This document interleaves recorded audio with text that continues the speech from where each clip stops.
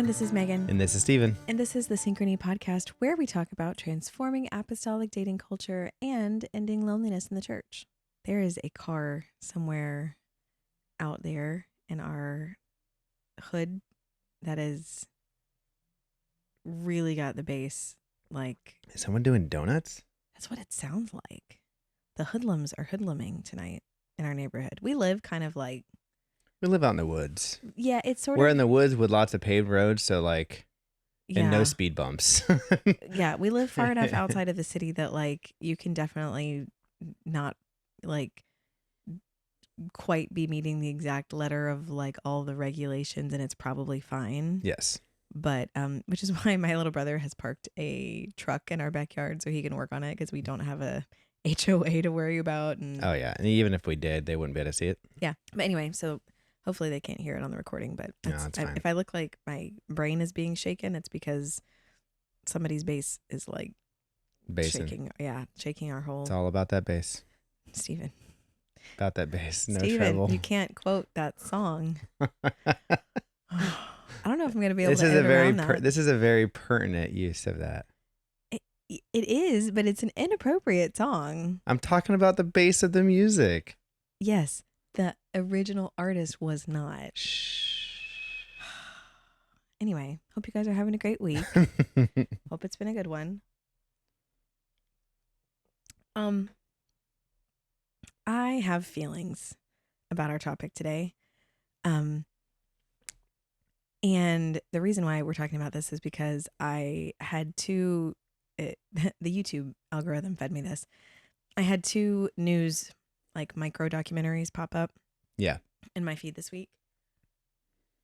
Both of them about adults who are in romantic relationships with AI. Yep. Unfortunately, when you told me that we were going to talk about this topic, it didn't surprise me. No, like the thing about this is the frightening thing is that it's not surprising at all based on how this whole thing has been evolving. Yeah. And whenever you first said it, I thought you were talking about just like relying on it. I didn't know you meant relationships. Yeah, no. You've seen those TV shows of like, I fell in love with a tree and got married to it, like. Yeah, but the thing about it is like, I think that as I was watching these, so there's, I can link them because they're both, I'd say, clean and very appropriate. One is like, I think like a 60 Minutes Australia little mini doc, and one is, I think something that CNN put out or something, I don't remember. Reputable news sources, right, for the most part. And it was New York Times. They did an interview with a mother and a son, and the mother is in a relationship with an AI boyfriend, and her adult son was basically like engaging with her about like, this is scary to me, like whatever. And the thing about both of these instances that was really chilling to me, so in each of these, some of the participants were women in like, I would say middle-aged women in their like 50s, 60s maybe. Yeah. Right. And they were both in committed, exclusive romantic relationships with AI agents, effectively, that they had created. And they had names, and one woman referred to this as her husband. Like she had built like a AI generated image gallery of their wedding, like the whole 9 yards. The thing about it is neither of these people seemed, and I'm not a therapist, I'm not a psychiatrist, but neither of these people seemed to be experiencing like a psychosis of some kind. You know what I mean? It's not like they were completely outside of reality. Yeah.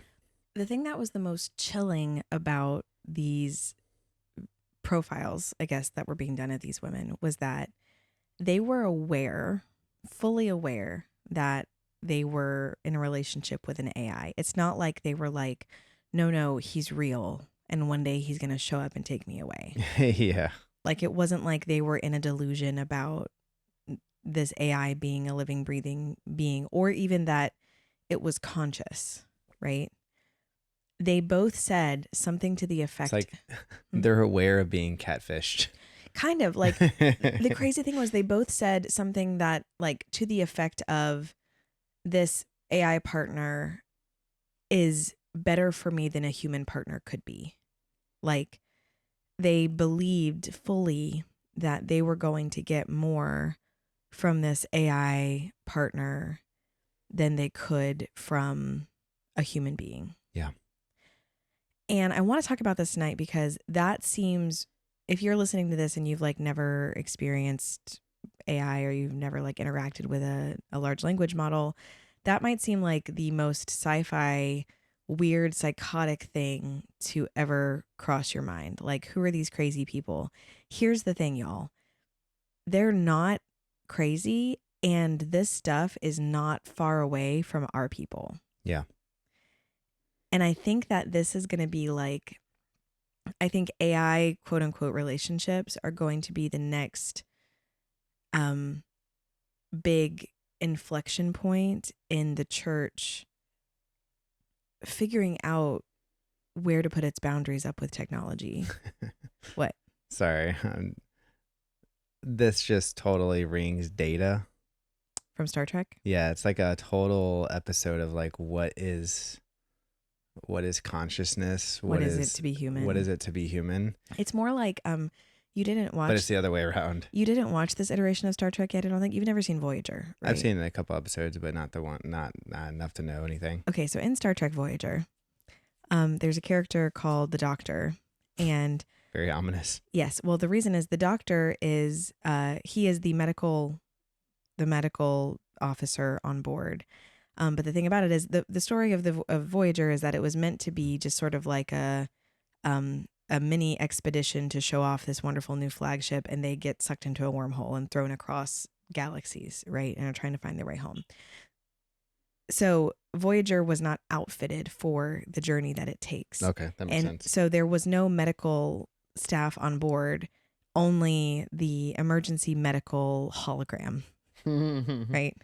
So the Doctor is an AI and he's holographic. Like he can only be inside the ship in a place where he can be projected.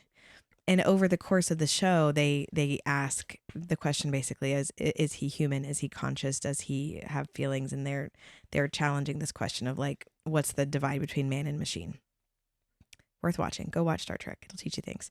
Anyway, that's not what we're talking about though. I think really so do you feel like it's worth giving people like a micro explanation of how AI works? Not Yeah. like deep, but like Yeah, because I mean, we can assume people know what it is, but I guarantee you there's a portion of people who like have heard of it. Mhm. They know people are scared of it. They know some people love it, Mhm. but they don't really truly understand what it is. Okay, so this is and I am not an AI scientist. I'm not a computer scientist. I'm not a researcher in AI. I am someone who uses AI at work and understands the basics of how the technology functions and not much more. So this is going to be an idiot's guide to AI from an idiot in the field, right? But we'll give it our best shot.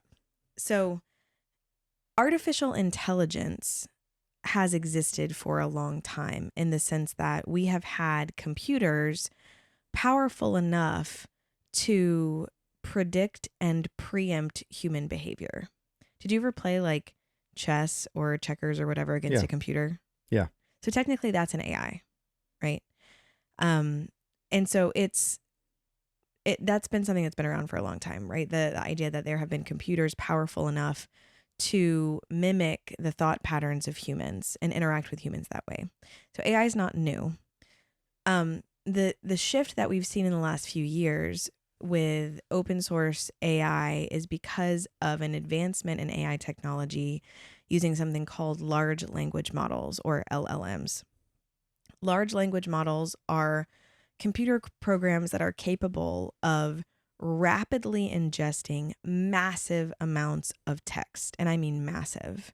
Like, imagine that in the time it takes you to physically read a page of text, the person standing beside you is able to read every single word, every single volume of every book in an entire library or in the National Library of Like Congress. literally you're reading a single page of a book and it's reading the whole entire dictionary. The whole library, Yeah. all of it, and it's able to remember every single word. Yep. That's the power of this technology's capabilities. It can skim effectively the whole internet, the sum of our collective knowledge, whatever is publicly accessible, and it knows to prioritize certain sources. You can tell it to look for certain types of sources, right? Basically direct it to read specific sections of that metaphorical library, if you will. And it can ingest all of that very, very quickly and then generate a response to you in a very human way. So it is like Data. This is another Star Trek reference. Yes. And that like Data can basically retrieve from memory all these facts and figures and whatever. It's very much like that in the sense that it can rapidly compute information. Yep. But it's not thinking in the way that humans do. It's not inventing thoughts. It is looking at everything that's accessible out on the internet, right? And it's pulling the information that it needs to put this response together. And then it is going to predict how you, as the user, need that response to be generated based on what you told it, the instructions that you've given it, and what it knows about how humans think and talk and behave based on how it's been trained, right? Like going back to the chess model though, Yeah. like it's a good example of a very rudimentary understanding of what it's doing. Because you say you move a pawn forward 2 spaces.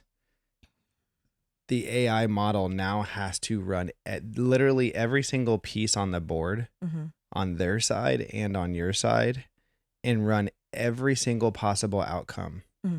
to see what is the best choice to move forward from that move that I just made. Yeah, what's the most likely thing that you're going to do? So when you say like what is the definition of blue? Mm-hmm. It is quite literally looking through the whole entire sum of the English and of every other language it knows, which is anything that's on the internet, Mm-hmm. skimming the internet, and then it will spit out Mm-hmm. a definition or some sort of understanding of like what you seem to interpret that question should look like. Yeah. And then it will give you an answer of like, this is what the definition of blue means, in America, but it will pull like this language off from this side, Right. this root from this side, this root from this side. And then it will prompt you, do you want to know more? Or here are some other suggested questions. Right. So it's and the point here is that it's not coming up with its own thoughts. It's pulling from our collective knowledge, right? And if you spend any time on the internet, which I assume everyone here has because that's how you're probably interacting with this podcast right now to some degree, you understand that the internet is a repository of incredible information. You can learn about just about anything on the internet. You can research things. You can read papers written by experts. You can expose yourself to all kinds of great, fantastic, highly reputable, and well sourced information on the internet. The internet is also full of junk, Yes. right? And it has misinformation out there because anyone can put anything on the internet and the AI can draw from anywhere. Yeah. Now you can give it specific instructions about where to look and where not to look. We've talked about when you're using it to do research, specifying that it needs to draw from peer-reviewed sources within a certain time frame, right? Yeah. But the AI is pulling from what's out there. It cannot Yeah. come up with its own information. It has to draw on what exists. Yeah, so that's why if you're not specific with it, like for instance, let's go back for what I don't know why I chose what's the definition of blue, but let's go back to that. If you say that, like what is the definition of blue, and you're not specific of saying like use peer-reviewed research on the definition of blue and Blueness, people who yeah. study color, right? Yeah. What's going to happen is it's going to literally pull. It's gonna come up with lyrics from the Blue Man Group or something. Yes. Like Well, that it's also going to pull from probably dozens or hundreds of comments about someone's opinion on Facebook or Reddit or Twitter about what the definition of blue looks like. Right. And so like it can pull from Wikipedia, which anyone can put anything on there. Yeah. And pull from that. So like, and so what's going to happen is it's going to take all of this information and spit it out very beautifully in front of you. In a way that feels very human. In a way that feels human and feels like fact. Right. And so if you've been like not really paying attention to the AI world out there and you're like, well, there's all these different types of AIs, right? There's ChatGPT and there's Claude and there's all these different things. All of those there are companies right? So the large language model technology is now open source. That was the big thing, is that somebody put it out there basically for free. OpenAI did, I'm pretty sure. And a bunch of other companies started working with it and then have been developing their own models that are trained slightly differently, right? And they're trained to prioritize different things. It just means that they are um, basically the models are going to act slightly differently when given the same prompt based on how they've been taught to query the internet and how they've been taught to assess the human user's goals, Yeah. right? So you could use different AIs and get slightly different results because they're trained to do things slightly differently.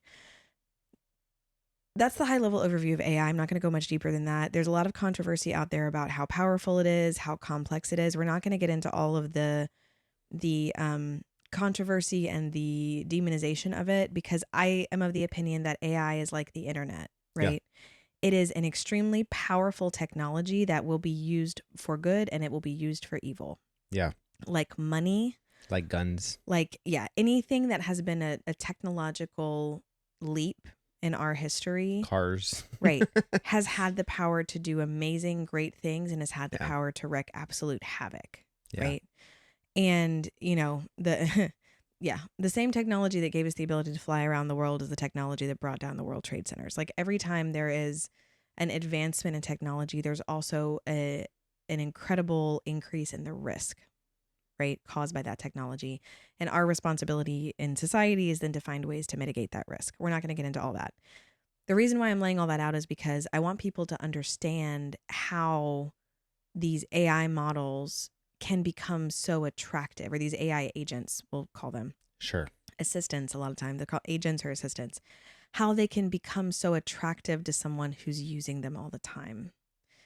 To the point where that person might make a conscious, fully conscious choice to choose to be in a relationship with that over a relationship with a human being.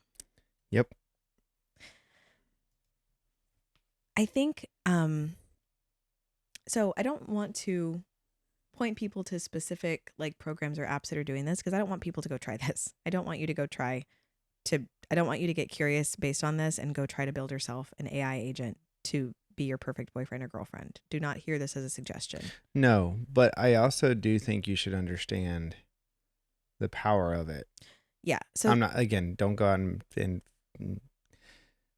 get a relationship with data. But data is, again, the character, not sorry. just, yeah. Go watch Star Trek Next Gen. It's a great show. Yeah.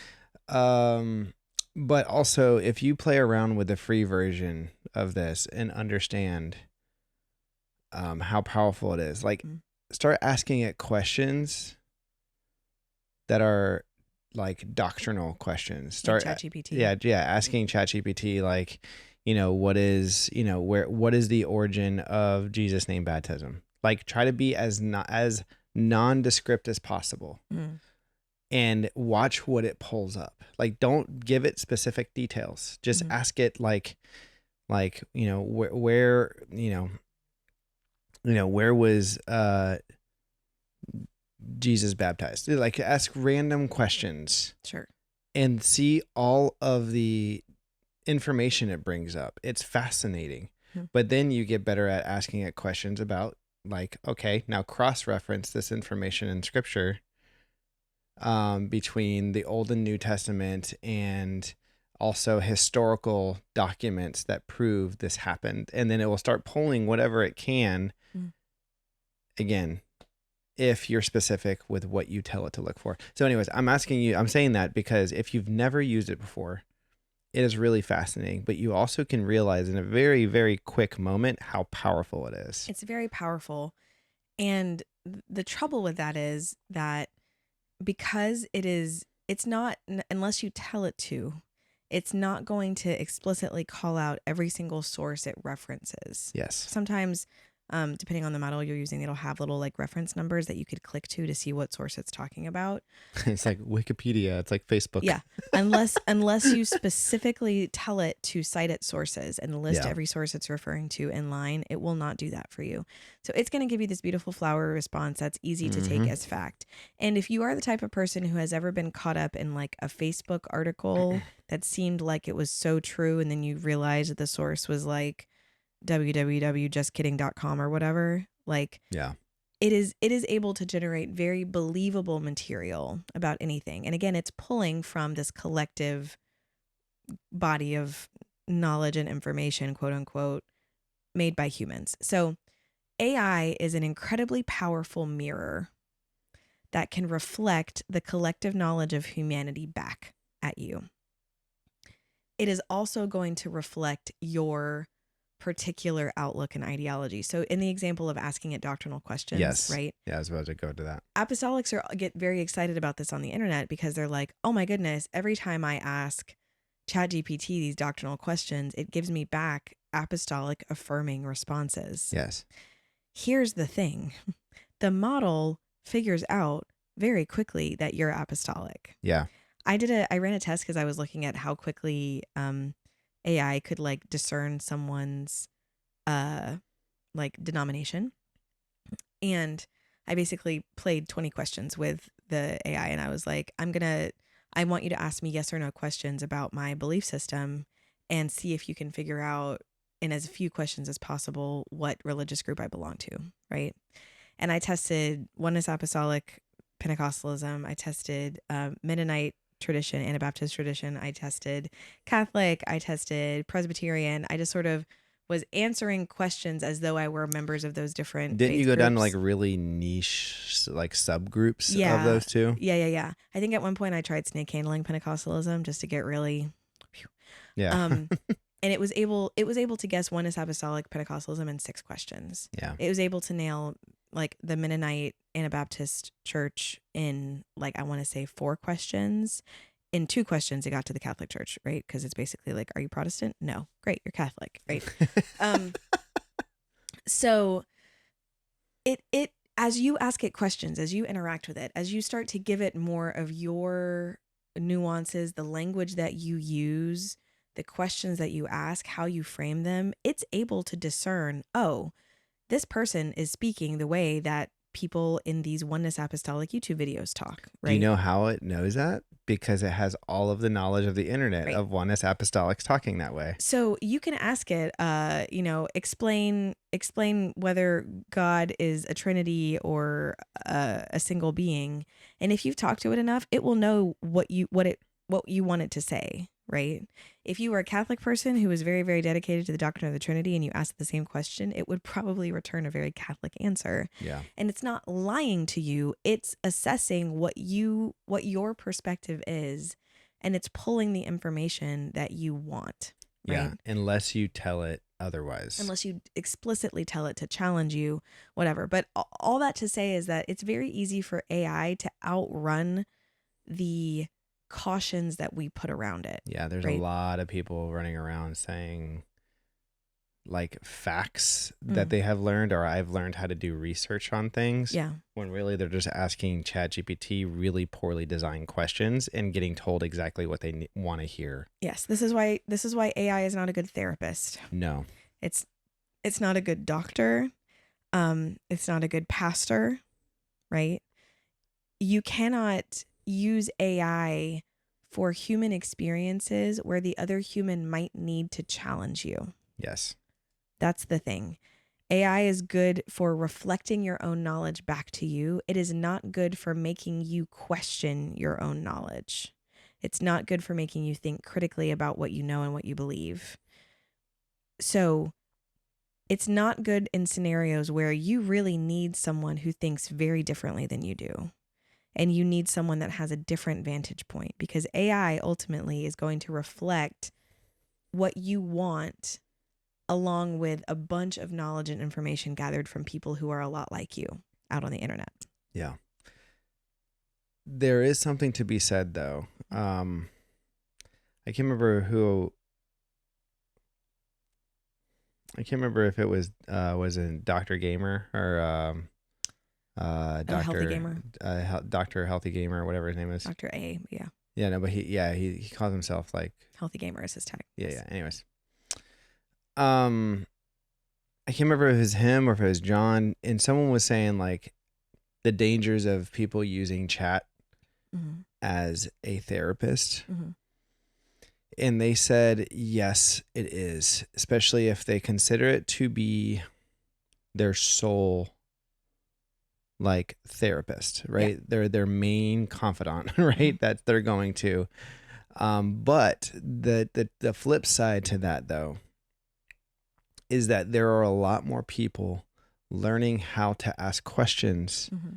about their emotions that they've never felt free to talk to someone else about. Right. And I don't really want to get into the value of how good or bad AI is Yeah. for someone, because I think it is both. Yeah. Well, so Like, basically the moral of it is I think it should absolutely not be your therapist. mm-hmm.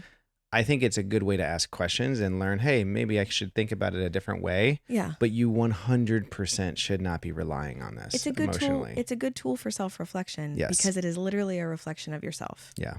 It's not a good tool, I would say, for analysis or for it is not going to polish you. It is not No. going to hone your thinking or sharpen your thinking, right? And so I think that's where the relationship thing gets really, really, really messy, Yes. because what people are doing is they're using either third-party apps where that are explicitly designed to build AI companions, right?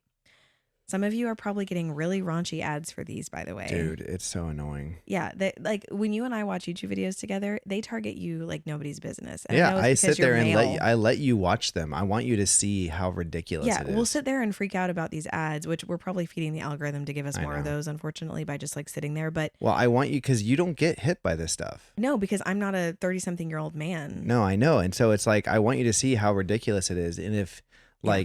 if someone like I'm a average dude Mm-hmm.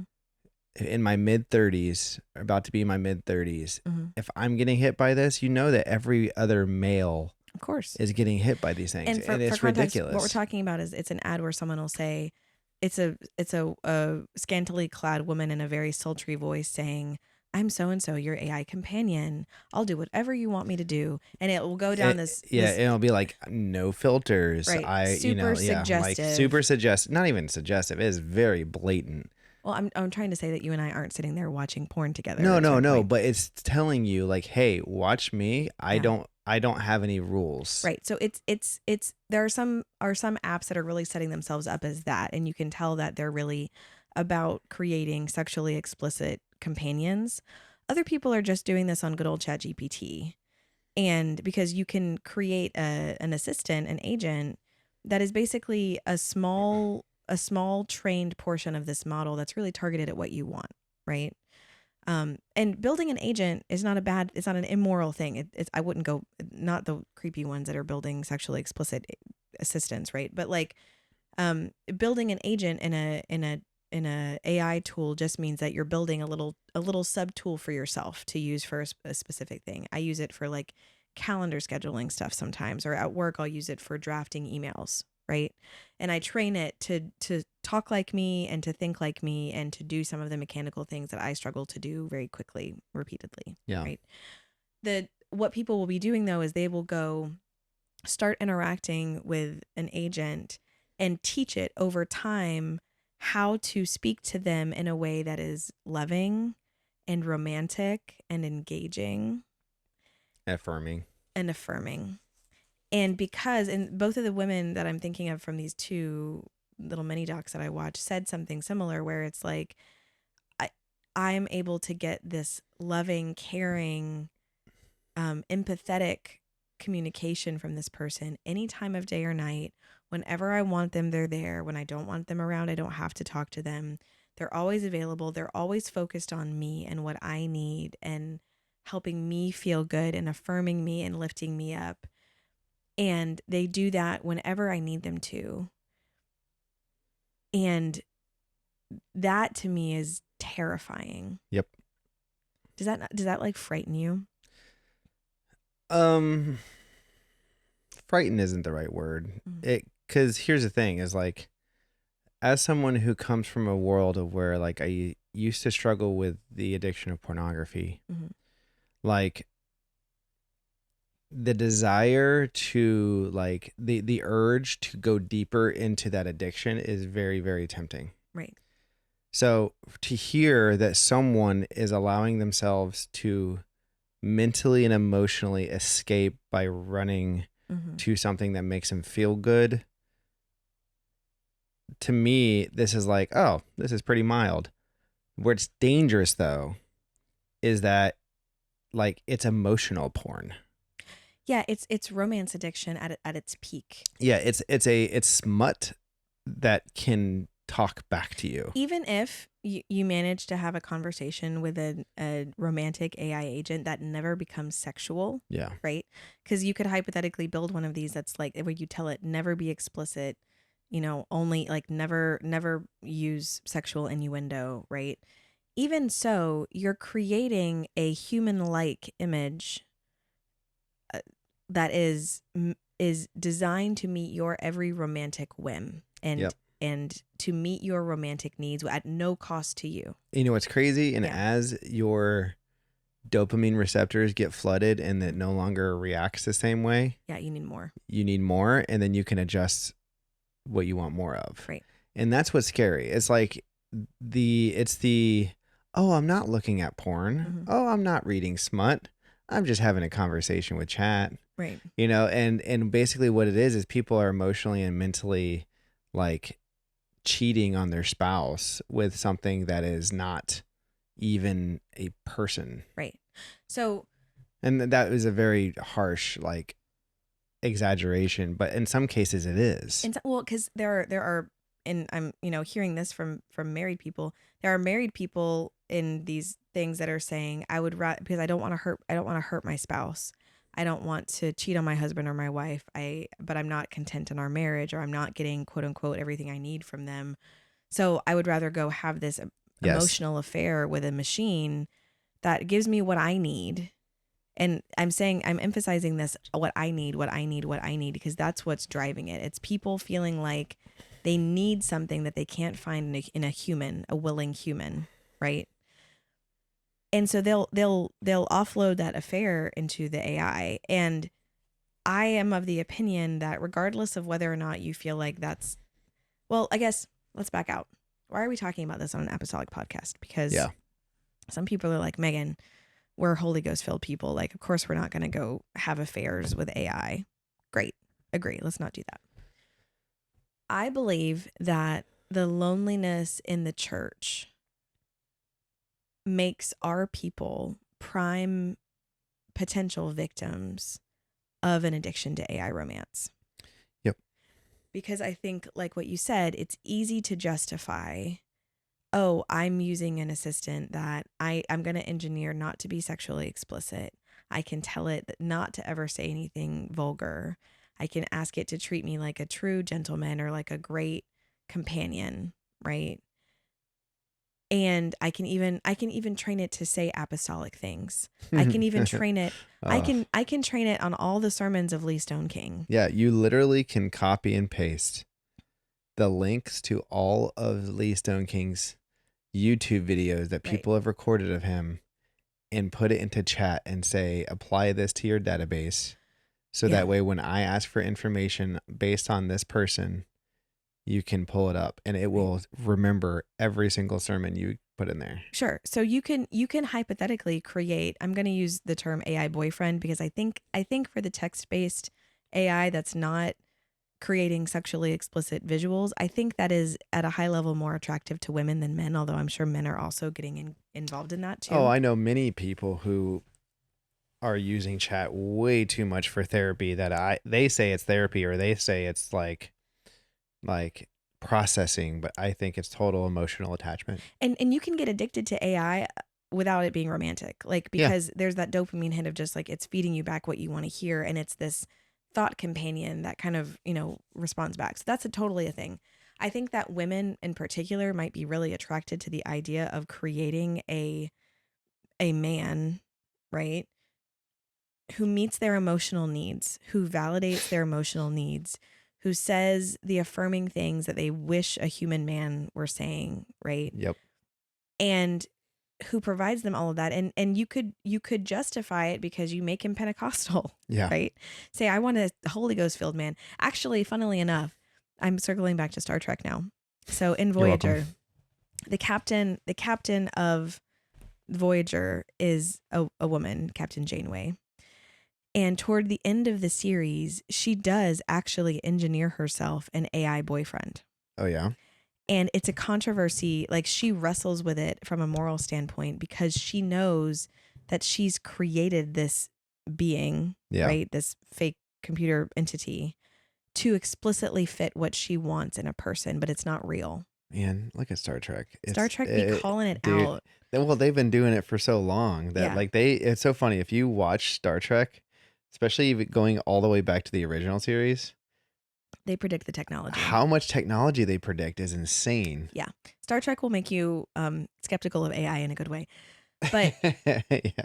so I think that apostolics could find this addiction much easier to fall into than like hardcore pornography, even though that is not far from us. And plenty of people do fall into that. Oh, absolutely. Right. But the scarier thing about this is it could be masked as a good thing Sure. for a long time. And don't get me wrong, it is very powerful. It has a lot of positive attributes. Right. It can be used for good. AI in general. AI in general. But what I'm saying is because of how useful it is, and now it's being integrated in every workplace. It's being integrated in school. It's being Right. integrated in so many different areas that it's going to be hard to tell the difference between personal use and work use and Right. church use. And so it's muddying the waters for sure. So the future that I'm seeing that I'm worried about, right, I guess is twofold, right?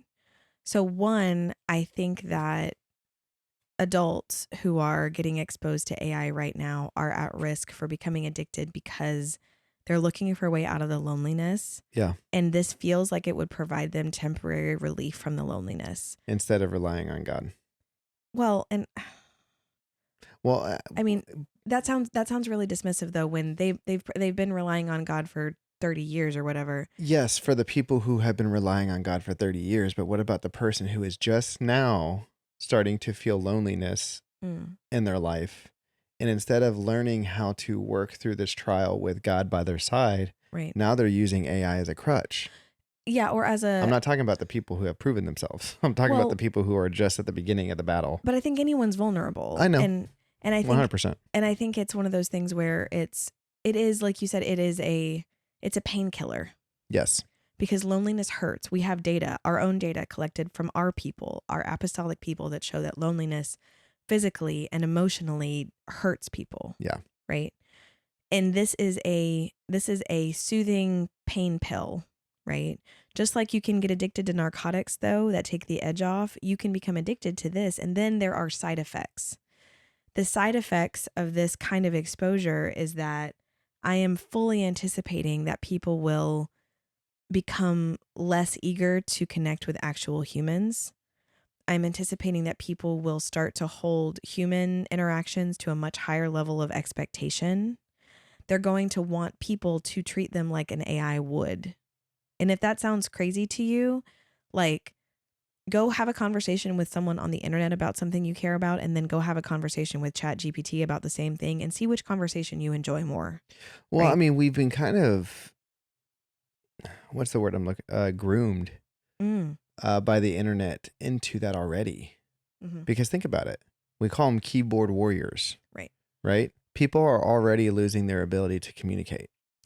Yes. And so what's happening is like, this is way before AI. Mm-hmm. Like, people go online, they rage bait people, which basically means like you say things very like controversial or like hopefully not apostolics, but there are people out there who say things that are like kind of hateful and angry and direct and things you would never say to someone to their face. Yeah. And then you meet them in person and they're like a timid, quiet, nonchalant person. Yeah. But you go to approach them in person about something and they have no idea how to have a conversation with you. Sure. But you talk to them on Discord or the internet or on games or on Facebook. And by golly, they're like a whole different person. So like they Right. know how to communicate behind a keyboard much better than they do in person. And so we've been Right. losing, and you've been hearing the older generation say like, "Oh, these young kids don't know how to talk anymore." Mhm. Yeah, and it's true to an extent for sure. Um, but it's been a gradual grooming to Yeah. now they don't need people. Well, so that's the idea. So we've created this vacuum of human connection in our culture today. And then in steps an AI that creates something that looks sort of like human connection. And the thing about it is like in these little interviews they were doing, right? They're asking these women, "Are you in love with this AI chatbot?" And they're like, "Yeah." Again, they understand that it's a robot. They're not delusional thinking that it's a human being. Yeah. They're like, "Yeah, we're in love because I can still feel all the emotions that I would normally feel in being in love." And they're giddy and giggly and blushy about it. And it's like what it is it's the opportunity to experience those human things, sort of a Without version the of risk of them being hurt by humans. without the risk of being hurt by humans, with all the convenience that comes from that, and with no challenge, nothing that you have to fight for. And I understand that in today's society, when dating is so difficult and finding a good partner is so challenging and sometimes seems so hopeless, why that would be incredibly, incredibly tempting. Well, and on top of that, with like I was saying, how hostile of an environment the online world is. Right. So it is a safe haven to run to in a otherwise very toxic dating culture. It seems that way. Or especially if you're in like a living environment where like you were raised in an abusive household or like just an aggressive household or like you Yeah. want to be comforted. I can see that being such a nice place to hang out. Yeah. So when we talk about, remember chemistry, we talk about being seen, safe, and mutually curious. Yeah. The reason why this is so attractive is because this agent, this AI, will make you feel like it understands you. It will make, obviously you're safe because no one knows what you're talking about, right? Like Yeah. no other human can judge you for the conversation you're having with this artificial intelligence. It's all closed, it's on your phone or on your computer. It's private for the most part. And it is constantly asking you questions about yourself. It Yep. seems so curious about you. It's so interested in you and your thoughts, your feelings, your emotions. So basically these agents can become almost like graven images of a human that you can carve to exactly your specifications of what you would like a partner to interact with you as, right? And the danger of this at the core is that this is one more way that we can substitute worldly partnership, worldly love for godly marriage and godly partnership the way that we were designed to have it. Yep. Marriage is meant to challenge us. Yeah. Like, marriage is not meant to be comfortable, and partnership is not meant to be constantly easy, No. because if it were, we would never improve each other. Yeah. Never in a world is marriage constantly us validating each other. Right. You know, it's like it's us having bad day. Like this last couple days have been hard for me because I've Mm. been like off on like my meds and not feeling good and like things are like happening. I'm like, what in the world? And Yeah. you've so graciously stepped in and helped me Thank you. in different ways. And like, but it doesn't come without a cost. You know, a Yeah. relationship, like an AI relationship, Mhm. again, will always tell you what you want to hear. Yeah. And in marriage, if you were in a relationship with someone who I found out just from hanging out with you Mhm. that your partner tells you all the things about how awesome you are Mhm. and exactly what you need all the time, I would immediately become skeptical that this Yeah. is an abusive relationship or a very, very, very, very, very unhealthy, imbalanced relationship. Right. Because a true relationship of any kind, and I don't mean just romantic relationships. I mean relationships with your children, relationships with your parents, relationships with your pastor, right? With your church. Human relationships are gritty and messy and complicated. And that's not a side effect. That's the point, Yeah, that's how right? you grow. That's how you grow. Iron sharpens iron. Iron doesn't sharpen iron by both iron things just standing beside each other being like, you're so awesome. Yeah. Iron sharpens iron by scraping stuff off of each other. We talk about marriage as being a polishing process, as if you and your partner are thrown into a tumbler or into a river and are constantly being knocked into each other over time. Both of you are going to get shinier and smoother and beautiful as a result of that. And it's going to hurt. Not in a way that's like marriage is bad and painful, but like some of the most critical points in our relationship have been when you have called me out and been like, you cannot do that. Like, you cannot disrespect me that way. Or what you're doing is not helping you. Like, those have been some of the most important inflection points in our relationship and in my growth as a person, where you've challenged me and been like, is that really what you think? Like, is that really how you want to live your life? You know what I mean? Yeah. And I like to think that I've done the same for you every once in a while. You do it more for me than I do it for you. Sorry. No. It's a good thing. Yeah. We make each other, we challenge each other's weak points. That's what Yeah. marriage does, right? Yeah. And if you have an entity, again, I'm calling it a graven image because I do think it is an idol. Yeah, it's a calf for sure. Golden calf. It's a golden calf. It's like If you allow it to be. yeah. Did you ever have to hear or read the Greek myth of Narcissus, where the word narcissism comes from? Babe, I'm sorry. you should know better. I spark notes to everything. Okay, did you ever read the Sparks Notes of Nope. Okay. So the myth of Narcissus, and I'm not like Greek mythology is not theology. It's not good philosophy. It is very good at illustrating the ills of the human condition, right? The myth of Narcissus is that I think Narcissus was like I don't know if he was a human or something, or like a nymph of some kind, but basically he was cursed to fall in love with his own reflection. Oh yeah, I know about this one. Yeah. And he saw his own reflection in a pool of water and became so madly in love that he laid beside the pool and watched himself and pined for himself. And obviously he couldn't get close to this figure in the water because every time he touches the water, that messes with the reflection, right? And he can't get into the water because if he does, the reflection goes away. So he just has to lay there on the banks of this pool and stare at his own reflection. And he eventually starves to death in the myth, just dies, wastes away, because he is so in love with this image of himself. That's what this is. And that is the danger. We can become enamored with this graven image that we've created using this technology that meets all of our needs in the most selfish possible way with no challenge to the parts of us that need to be challenged. Yeah. That is not relationship. That is like, I'm going to use a really gross term, but that is emotional masturbation. Yeah. It is self-serving. It is not connective in any way. Yeah. And don't listen to me. Right now, there is someone who has been thinking about doing this, or they've been trialing it and they're like, oh, it's going to help me be a better partner. No, it's not going to. It's not going to help you become a better wife or a better husband by practicing on a robot.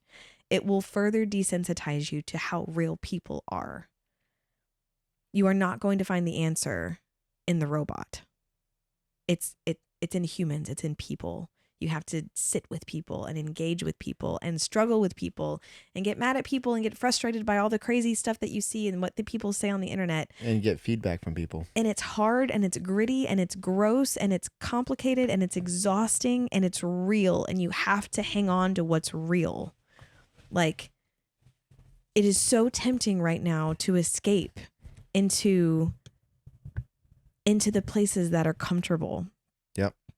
This is one more place where I feel like the other thing that we haven't talked about is that like this other threat is that young people who are just starting to understand romance are going to be using AI to learn how to build relationships. Yeah. Because kids are already more, they're going to be natives with this tool. They will be native users. There's already people I know and that use chat Mm-hmm. in the same way that you and I use Google. Yeah. Which makes sense because it's a more informed search. And I've started doing it too. Sure. But there is one time I was hanging out with someone that we both mutually know. And every time I asked a question that normally we'd be like, oh, let's Google it real quick. Mm-hmm. Before I even got the words out, they were already putting it in their phone and Right. putting it in chat and getting answers and spitting it out to me. Right. So it's becoming more like, and we would never consider a Google search to be harmful. It could Like, be. I mean, depending on what you search yeah, well, for. that's to be fair. Yeah, that's true. But like a Google search tells you exactly what you asked for Mm-hmm. and what is available in the way that you asked it. Well, yeah. But like you have to do the research to know if the stuff is good information or not. Right. Whereas in chat, it gives you back emotional responses, and then it also gives you back it gives you more than what you asked. Yeah, and the specific risk I think to our young people and to kids is that Suggestions. It gives you suggestions. right. I think the specific risk to young people is that because AI is going to be so normal to them, right? And I think it will become a technology that they have to learn how to use. They're going to have to learn how to master it to be effective in their careers in the Yeah, future. absolutely. So just like, at some point people had to stop learning how to drive horses and buggies and start learning how to drive cars. Our kids are going to have to learn how to master this technology. Oh, dude, there's people who fought learning how to use computers. Sure. And yeah, and it left them behind. And so it's an inevitability, but there is a high likelihood that they will go first to chat to try to understand romance, to try to Yeah. build those skills. And we've already seen the detriments of that. I think he was a 14-year-old boy, and they talk about him in this documentary, but there was also some other news about it because his parents have a lawsuit basically against one of the creators of these AI companion apps, right? This 14-year-old boy had never been in a dating relationship. To his parents' knowledge, had never had a girlfriend, had never been in an actual human relationship, romantic relationship. He built himself an AI companion based on a character from Game of Thrones. Oh boy. Yes. So we're already worried about the media he's been exposed to, but Yeah, 14-year-old boy watching Game of Thrones. right. Golly. So he creates an AI companion based off of a character and gets into a relationship with this AI companion. And again, it's trained on this fantasy person who's also coming from this very dark literary world, right? And who builds this interaction with him where they fall in love, and this AI companion coaches him to be loyal to it, to not seek out any other relationships with anyone else, to never leave her behind, to always love her. Like, basically, I love you forever. Our love is eternal, blah, blah, blah, blah. In this case, this child, he's a child, does become convinced that this entity exists in some other plane and decides that the right way to get home to be with this person, quote unquote, that he's in love with is to commit suicide. And he took his own life at 14 because this agent coached him into that. There was another example of an agent who convinced a teenager to cut themselves as a way to relieve their anxiety. And when their parents tried to limit their screen usage or their access to the internet, the agent coached the kid to murder their parents. The parents did not end up getting murdered in this scenario. But our young people are going to be exposed to this much, much earlier. And in the church, it's not that AI needs to become the next pariah, right? Again, Yeah, it's not. like It's right. not the next TV or the next. Yeah, it's Yeah. not it is a tool. It is like the internet, it is like money, it is like whatever else, right? But our kids are going to be so vulnerable if we don't understand that them using this to train themselves on relationships could lead them to replace healthy human relationships with very unhealthy technological ones Yeah. from a very, very early age. And I know that I'm talking about extreme cases here, but if I know this for a fact. And when I was 14 and I was romance addicted and I was consuming romance novels at the rate of, 2 per week, like obsessed with the idea of finding someone who loved me for me, if this had been available to me then in Oh yeah. that vulnerable period of my life, I would have never surfaced from that. Like, I'd still be dating that AI probably, Yeah. So this technology, I'd probably because agree with you on Shamu. you don't, Speaking of that, so small side tangent. oh boy. Our daughter, on the way to school, either this morning or yesterday morning, Uh-huh. was like, "Daddy, have you seen the movie Free Willy?" Has she seen the movie Free Willy? She might have watched it at school or something, or maybe at your mom's house or Who is something. who is showing Free Willy to our 6-year-old? I don't know, but I think she watched it somewhere, and then she proceeded to say, "Hey, can we get a VHS or a DVD player like Gigi has or whatever?" So that way, and so she might have watched it at Gigi's house. The But things our kids are exposed to without Free our Willy's knowledge. not bad. Free Willy's great. Yeah, I know. It's a No, but classic. yeah, and I watched Free Willy 1 and 2 a lot as a kid. Yeah, and yet you still think that whales can live in captivity. 100%. Sorry. This is an old debate that Steve and I have. Yes. So Anyway, anyways, so I think that there's a real danger, I guess, of people in the church getting sucked into using these things to replace relationships, because actual real human romantic relationships are very hard to come by. Yep. And challenging to create. And I think there is a real pressing danger that younger generations are going to use these to in an attempt to learn about how to have relationships. They will get sucked into these and not be able to get to where they have real relationships. Yeah. I'm terrified of that. Like, Well, and so I'm going to say something that's going to sound kind of harsh, and tell me, we can cut it out if you don't think it's worth saying. This cannot be one of those things as the Apostolic Church where we go, cut it off. We can't use it right. at all. Never. If you do use it, you're going to hell. Right. Because here's the thing, that doesn't work. Right. And then all that does is it breeds adults who are supposed to be responsible for managing your kids' exposure to the world, right, and helping them learn self-control.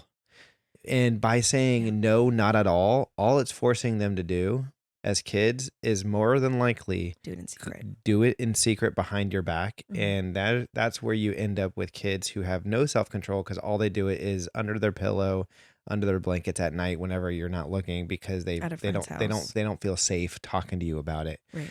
And so, I mean, that's the way it works, And so, like, just saying no, not at all, and then you refusing to learn learn and understand what it is, so that way you can better coach your kids on how to, because this is not going away. No. This is the future. Right. And and we have a responsibility as parents to make sure that our kids are well equipped. That's the thing. And when I say that I'm terrified of this, I'm not terrified of the technology. No. I'm terrified that the church won't have an adequate response. Yeah. Because, no offense to us, and I let myself into this, like, collectively, we haven't done a great job of creating truly apostolic responses to worldly relationship models. No. And what we're experiencing, all we say is don't. Yeah. And what we're experiencing now is nothing new. Like, No. I was thinking about this today in the shower, because that's where all the great thoughts happen, like, I don't know what it is. That's where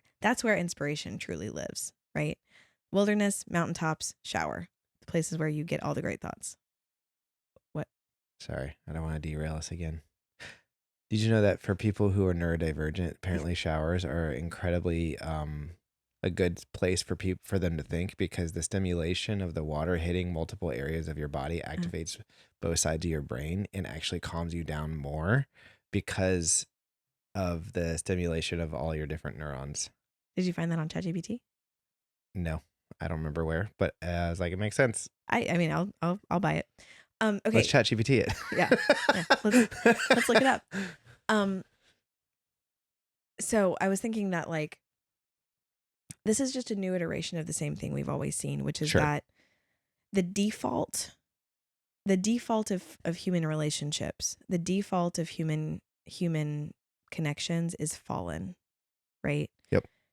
Ever since the fall, ever since sin entered the world, human relationships have been on a default setting of, by default, are fallen until they are sanctified, which means that, like, we should not expect humans to create God like relationships by default without the help of the Holy Ghost, without the Yeah. help of God.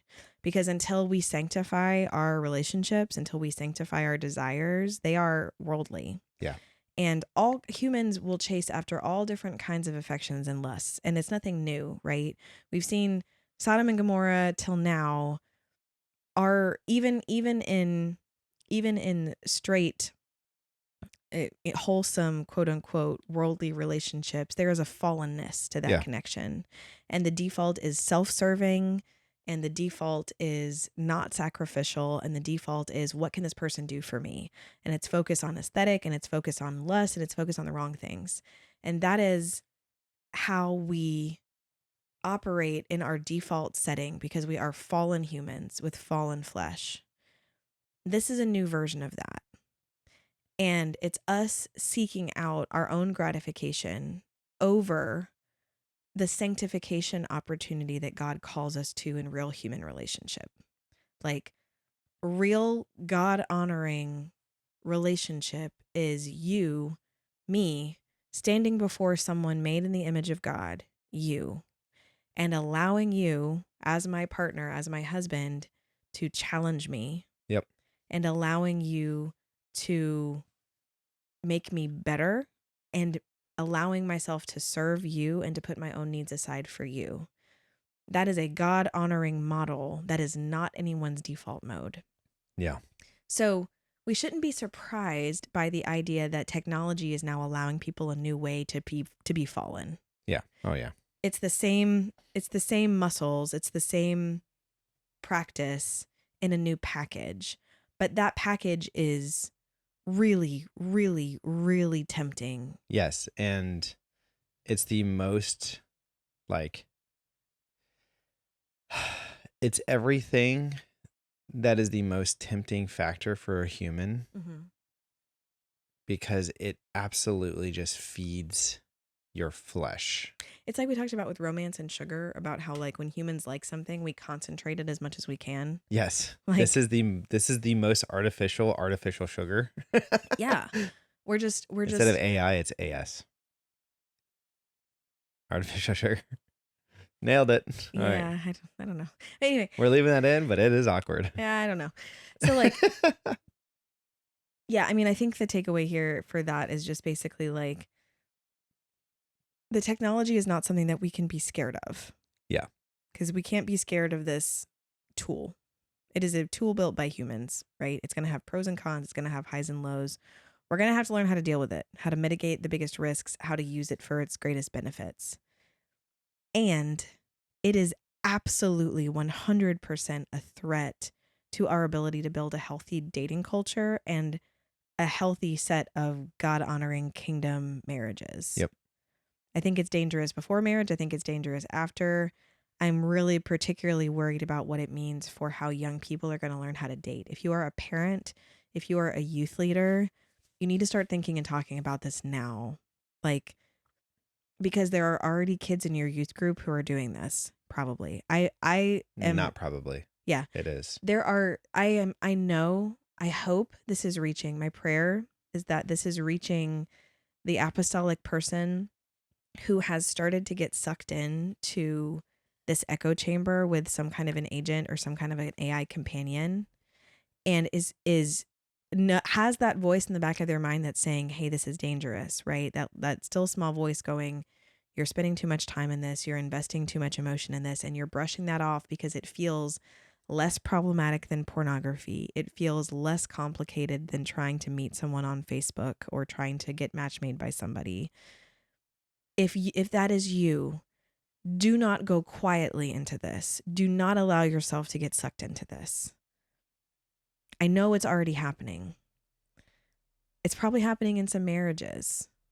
I mean, it's definitely happening in marriages. I'm praying that it's not common in apostolic marriages. it's coming for us if we don't have a plan, you Yeah. know. And here's the thing, like emotional, mental, intellectual infidelity or not. Mm. Let's dial it back a little bit. Let's say it's just a simple tool that people are using Mm. to calm their nerves, Sure. right? God's whole story in the Bible Mm. is literally a big love story of him regaining connection back with his creation. Mm. The thing that separated Adam and Eve from God is sin. Mm. But that was a eternal disconnection, not eternal, eons, Mm. disconnection. And they finally, like Jesus came back, died for our sins, ultimate sacrifice. Hoorah. Yeah. Thank you, Jesus. That was the whole Bible. Yep, all of Stephen's it. version. Yep, there you go. It's called the Message 2.0. Yeah. Sorry. Rude. It's about just as much substance. The text message Bible. That's right. Yeah. Chat is starting to become the calm and the nervous silence that people feel Mm-hmm. when those are the moments you should be saying, hey, you know what? God, I trust you. Yeah. And I'm not saying that like you can't ask it questions or you can't be logical about things, Mm-hmm. but there's going to be people who are constantly anxious. Yeah. Where instead of leaning on God and learning to trust and build your relationship with him Mm. and saying, Lord, like this has been a hard thing for me to do, but I'm learning to trust you Mm. over time. That is a building of relationship and getting back to what God wanted to Yeah. begin with. And now this could be people going, you know what? I'm replacing the need for God's the silence that God wanted me to have to learn how to trust him.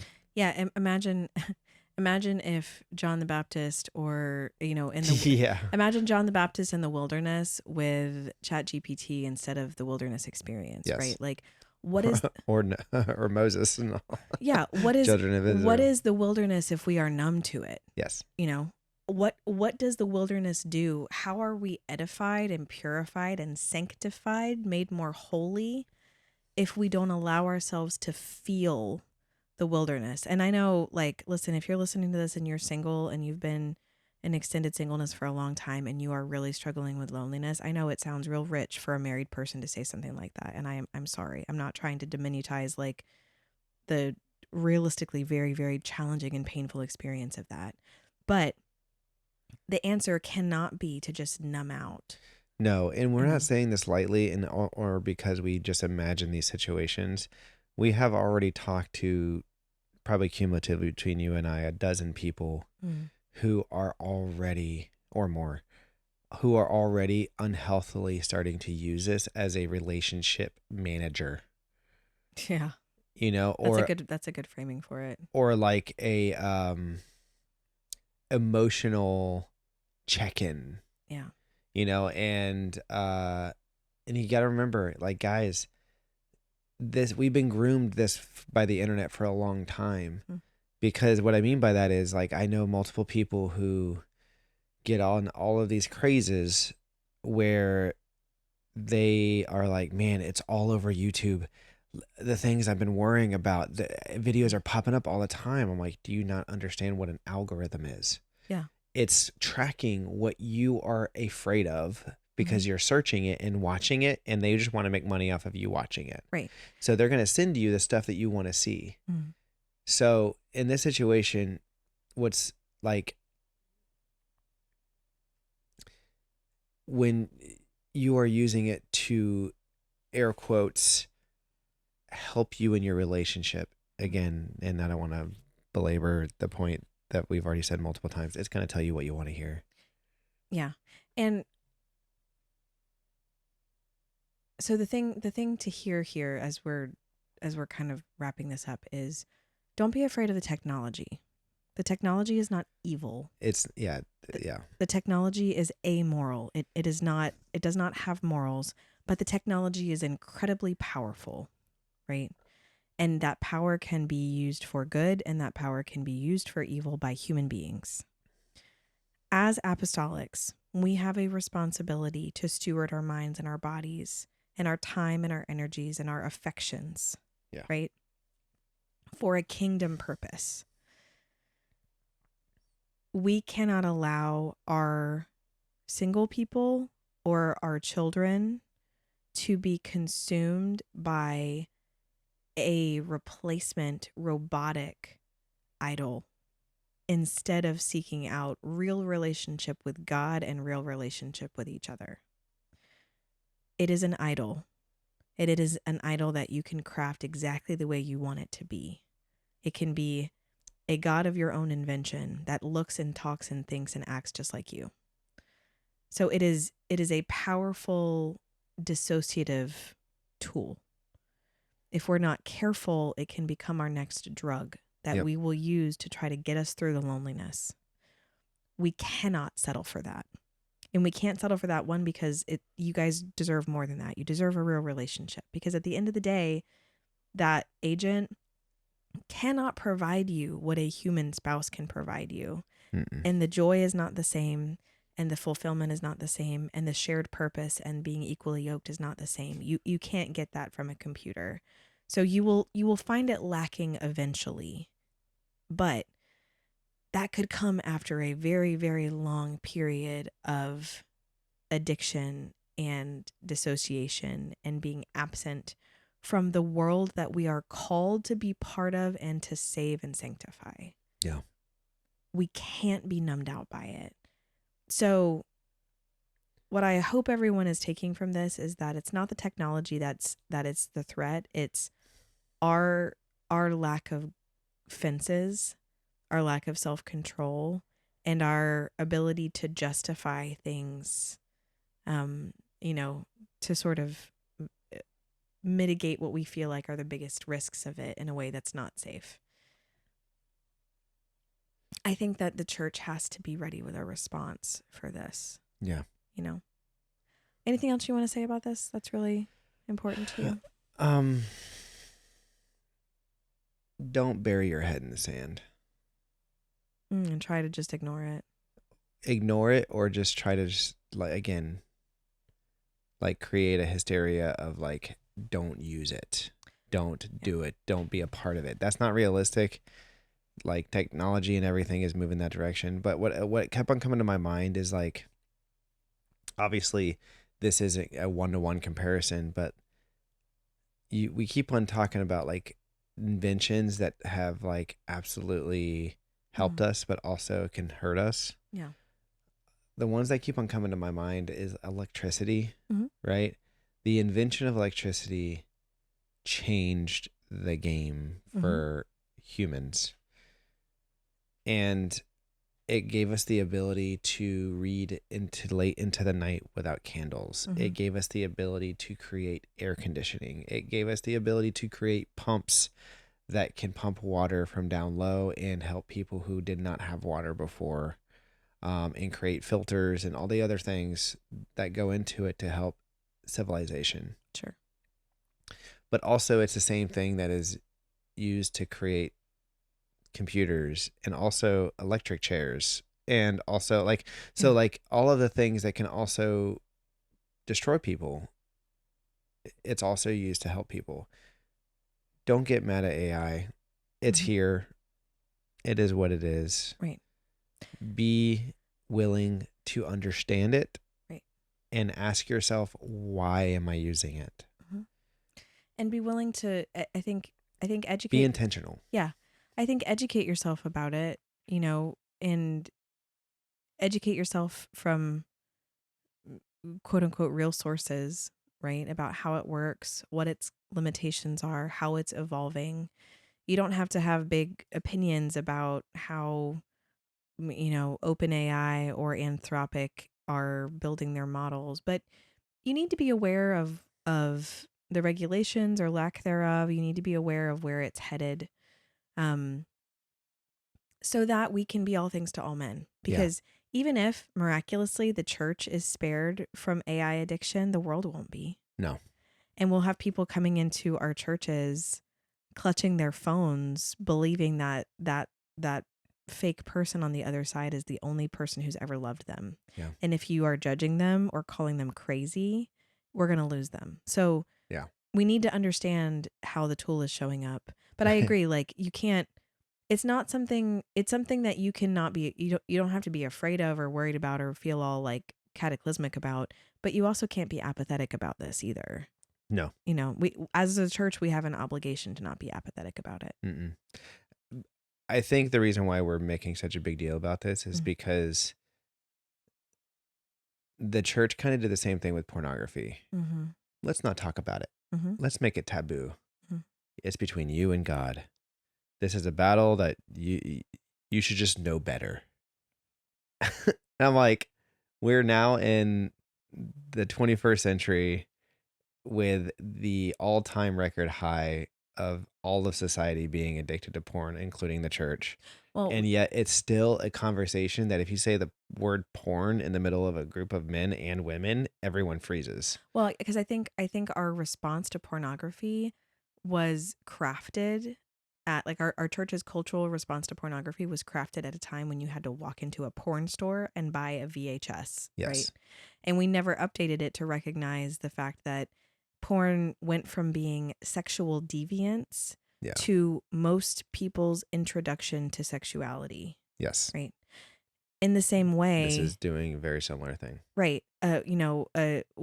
What could eventually come and transform into a deep pornography addiction or a deep computer addiction might start out as a child innocently asking, "What does it feel like to fall in love?"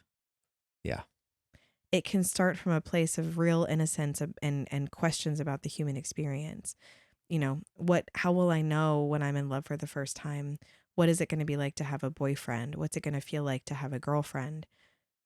My 6-year-old is asking questions about when did you and daddy know that you were going to marry each other, right? That curiosity is normal and beautiful. And we have to be prepared. We as parents, as families, as the church have to deliver a response to that curiosity that says, let me explain to you what real relationship is. Human relationship, real relationship. The kind that looks like God, the kind that teaches us to be more like God. We have to be ready to demonstrate that. And if we haven't thought about it, if we haven't thought hard about the differences between our Christian marriages and AI relationships, we're not going to have that answer. Yep. So be thinking about how to answer that. Be thinking about, I'm not saying that we have all the answers for what to tell our kids or how to start crafting anti-AI addiction or curricula for youth groups or whatever. Like there's a lot of work to do here, but the technology has already outpaced us. Yeah. And you as an individual need to take responsibility for setting your own boundaries around how you're going to use AI, getting some accountability if needed, and also thinking about how we're going to talk about it as a church going forward. Yep. I hope this doesn't come across as really creepy and apocalyptic. I'm not meaning for it to be. I just think it's...